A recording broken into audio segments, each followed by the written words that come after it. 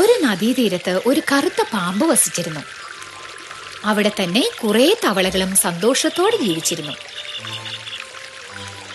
ഒരു ദിവസം പാമ്പ് വളരെ ദുഃഖിതനായി കാണപ്പെട്ടപ്പോൾ ഒരു കൊച്ചു തവള അതിനരികിൽ ചെന്ന് ചോദിച്ചു, എന്താ എന്താ ദുഃഖിച്ചിരിക്കുന്നത്? ഈ സമയം കൊണ്ട് ഏറെക്കുറെ 5-10 തവളയെ തിന്നാൻ കിട്ടിയതല്ലേ? എന്താ ഇന്ന് ഇത്ര തളർന്നിരിക്കുന്നത്? അസുഖം വല്ലതുമുണ്ടോ? ഓ, അങ്ങനെയൊന്നുമില്ല. എനിക്കൊരു ശാപം കിട്ടി, അതുകൊണ്ടാണ് ഞാൻ ഇങ്ങനെ ആയത്. എന്ത് ശാപമോ?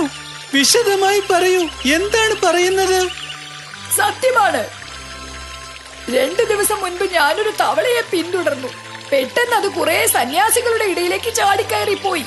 ഞാൻ കുറെ നേരം അതിനായി അവിടെ കാത്തിരുന്നു, പക്ഷെ അത് തിരിച്ചു വന്നതേയില്ല. എനിക്ക് വല്ലാത്ത ദേഷ്യം വന്നു. ഞാൻ ആ സന്യാസിയുടെ കുട്ടിയെ കൊത്തി, അത് മരിച്ചുപോയി. ഉടനെ തന്നെ ആ സന്യാസി എന്നെ ശാപിച്ചു. എന്ത് ശാപം? സന്യാസി പറഞ്ഞു, ഇനി മുതൽ തവളകളെ തിന്നുന്നതിന് പകരം തവളകളെ എന്റെ മുതുകിൽ കയറ്റിക്കൊണ്ടു പോകണമെന്ന്. അവർ തരുന്ന ഭക്ഷണം മാത്രമേ ഞാൻ കഴിക്കാൻ പാടുള്ളൂ എന്ന്. അതാണ് ശാപം. ഓ അതെയോ? ഞാൻ വേഗം പോയി ഈ വിവരം തവള രാജാവിനെ അറിയിക്കാം. ഇത് കേട്ടാൽ അദ്ദേഹം സന്തോഷിക്കും. അതെ അതെ, വേഗം ചെന്ന് വിവരം പറഞ്ഞിട്ട് 2 തവളകളെ കൂട്ടിക്കൊണ്ടുവാ. ഇന്ന് ഞാൻ ആരെയും മുതുകിൽ കയറ്റി കൊണ്ടുപോയിട്ടില്ല. തവള വെള്ളത്തിലേക്ക് ചാടി. ദൈവമേ, ഈ വയസ്സുകാലത്ത് ഇര തേടി പോവുക എന്ന് വെച്ചാൽ ഭയങ്കര കഷ്ടം തന്നെയാണ്. ജീവിക്കണമെങ്കിൽ ഈ കൊച്ചു തവളകളെ പറ്റിച്ച് തിന്നുക മാത്രമേ നിവൃത്തിയുള്ളൂ. മുൻപൊക്കെ ഈ കൊച്ചു തവളകൾക്ക് എന്റെ മുന്നിൽ നിൽക്കാൻ തന്നെ പേടിയായിരുന്നു. ഇപ്പോൾ അവ എന്റെ അടുത്ത് വന്ന് ചോദ്യങ്ങൾ ചോദിക്കുന്നു. എല്ലാം എന്റെ വിധി. ആ കൊച്ചു തവള തവള രാജാവിനോട് പാമ്പിന്റെ ശാപത്തെക്കുറിച്ച് വിശദമായി പറഞ്ഞു. ഉടനെ ആരാണ് പാമ്പിന്റെ മുതുകിൽ കയറി കളിക്കേണ്ടതെന്ന് തീരുമാനിച്ചു.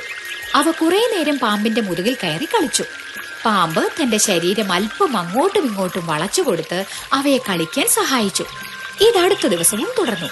അല്പസമയം കഴിഞ്ഞപ്പോൾ പാമ്പ് ശ്വാസം മുട്ടുന്നത് പോലെയും ക്ഷീണിച്ചതുപോലെയും അഭിനയിക്കാൻ തുടങ്ങി. തവള രാജാവിന് സഹതാപം തോന്നി. കൊച്ചു തവളകളെ തിന്നാൻ അനുവദിച്ചു. ദിവസങ്ങൾ കടന്നപ്പോൾ പാമ്പിന് അതിന്റെ ശക്തി വീണ്ടും കിട്ടി. അത് തന്റെ തനിനിറം കാട്ടാൻ തുടങ്ങി.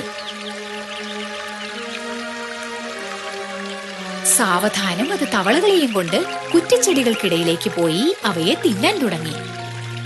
തവളക്കുട്ടികൾ മടങ്ങി വരാത്തതിനാൽ തവള രാജാവ് പാമ്പിനോട് കാര്യം തിരക്കി. പക്ഷേ പാമ്പ് അതിനെയും ചാടിപ്പിടിച്ച് വിഴുങ്ങിക്കളഞ്ഞു. ഗുണപാഠം: ആരെയും എളുപ്പത്തിൽ വിശ്വസിക്കരുത്. ഒരാൾ വിശ്വസ്തനാണോ എന്നറിഞ്ഞതിന് ശേഷം മാത്രം അയാളുമായി അടുക്കുക.